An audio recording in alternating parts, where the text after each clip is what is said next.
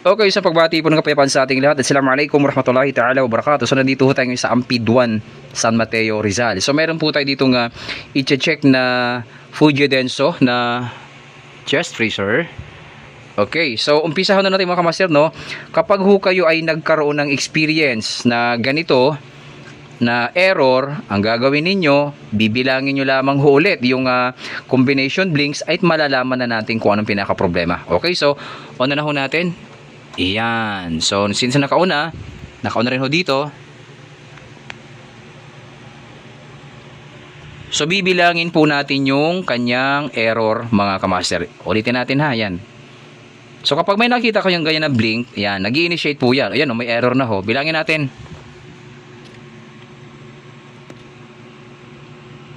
1, 2, 3, 4, 5, 6, 7, 8. Ayun. Ulitin natin. 1, 2, 3, 4, 5, 6, 7, 8. Ayun.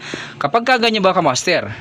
Kapag kaganyan ba ang aming nakitang error sa board ni Fuji Denso na chest freezer 8 blinks, anong ibig sabihin yan? Okay, kasi kung mapapansin nyo, hindi po gumagana ang ating compressor. Diba? Walang amperahe. O, yan o.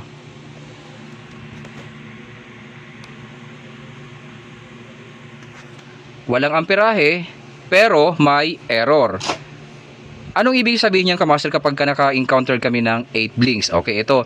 Kapag ka naka-encounter kayo ng 8 blinks, ang ibig sabihin niyan, mga kamaster, sira po ang ating inverter board. Tama sabi mo. Hindi compressor ha.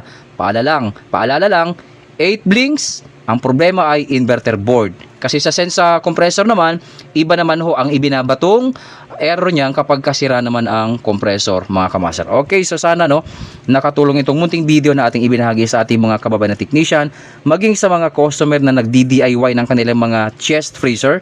Kapag kayo ay naka-encounter ng 8 blinks sa ating inverter board, automatically ang problema po niyan ay entire inverter board, mga kamaster. Okay, so maraming salamat po sa inyong lahat at assalamualaikum warahmatullahi ta'ala wabarakatuh.